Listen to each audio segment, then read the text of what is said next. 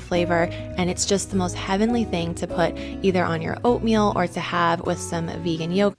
So as you'll see, there's a whole lot of apple there, which is a whole lot of sugar, which will go to the pancreas and the liver and just create a sugar high. This is not good for the body. Granola. It's delicious, and it also makes the house smell really, really good, so that's an extra little bonus.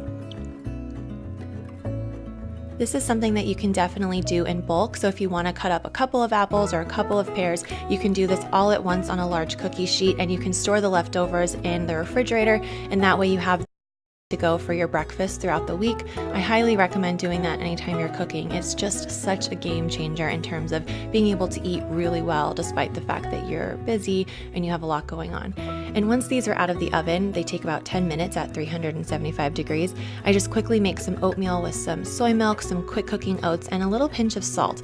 This actually makes such a big difference in the flavor because it almost tastes a little like rich. Okay, definitely a lot of sugar in that one dish. Heaps and heaps of sugar. That way. It kind of balances out the sweetness and almost makes it taste a little bit buttery and creamy, which is a really nice contrast to, the cinnamony apples and also the tart pomegranates that I put on top. And it wouldn't be a bowl of oatmeal if I didn't add some almond butter, so I did that, and this was so good. Definitely my favorite breakfast I had all week, and I think it's because I slowed down, I took my time, and even though it was... So what's going to happen is that her body's going to absorb all that sugar and have sugar highs and sugar lows. It's not very good for the body. Start off with a whole lot of sugar. It was pretty easy. It felt really decadent and extra special. She's going to be hungry in about 2.5 hours from now. Mark my word. For lunch on this day, I wanted like junk food, but I wanted to feel really good. So I kind of did what I love to do, which is combine the two together. So I made a black bean and corn salsa mixture by literally just taking some black beans from a can. You rinse them and drain them. And then I took some frozen corn that I thawed out. Again, a whole lot of sugar in this one dish for lunch. Corn and lots of pomegranates, everything. Oh, it's awful. Lots of sugar.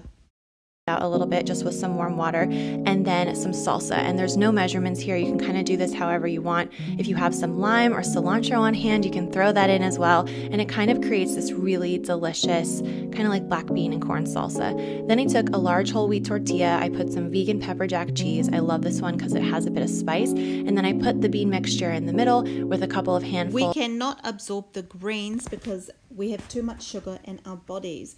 We can't absorb the good nutrients and the goodness from the plants because they've got their own peptides that make us not absorb it.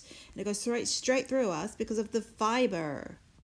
Of some fresh spinach and some cherry tomatoes, and then I attempted to roll this into a burrito, although it ended up being much more of like, I don't know, a burrito pocket looking thing, but I put it basically in a warm pan, fold side down, and it turned into a burrito. This was super, super fast to make, especially since I didn't have any like rice or potatoes in it. That can take a little bit longer. This is a way that you can kind of have a burrito really, really fast, and it tasted very good. I went ahead and I made some frozen broccoli, just steamed it. It took like 3 minutes, and then I served that with a little bit of vegan yogurt, which is my favorite vegan sour cream replacer, and also some hummus so that I could dip the broccoli in it. I find that if I have sauces, I eat more vegetables. It's just a fact. So I put that on my plate. This was really fast and easy and really hearty too. I mean, sure, it looks really nice to eat, but really, sugar for breakfast, lunch, and dinner, it's just a no-go. You shouldn't be doing it because your body can't absorb all the nutrients. In fact, the best thing you should do is actually eat animal foods, especially meat, some eggs, and milk. Dinner on this day was amazing for a couple of reasons. One, because it was very comfort foody and filling and satisfying while still being healthy. And two, because it came together in about 10 minutes. So all I did was I put some cashews, basil, garlic. Again, pure sugar with the pasta. It goes straight into glucose in our system, and it goes straight into sugar basically. With the insulin coming along, it's going to wreak havoc with her health. Garlic, salt and pepper, and almond milk into a blender. I blended it until it became a really smooth and creamy cashew basil cream sauce, poured that over some cooked pasta noodles, and then I stirred in some frozen peas just straight from the freezer, and I finished this with a couple of handfuls of fresh spinach. and this was divine. If you love creamy sauces, if you're a basil garlic fan like I am, you are going to love the flavors in this dish, and you're also probably going to love how easy it is to make because it's super fast. And I have made this like 3 times since filming this video. It's kind of a favorite of mine right now. Okay, so she's eating the pasta and she's got bags under her eyes without all the makeup. All that pasta is going to go straight into sugar. Now we've got the greens there, we've got the pasta, The favorite of mine right now. Sugar. It's not good for you. And there she is again with her dark under the eyes. So anyway, guys. So I have a lot of different This is self-care my tools that I protein like to bowl. use. This woman, Nikki Vegan. Thanks for watching. Carboholickiwi.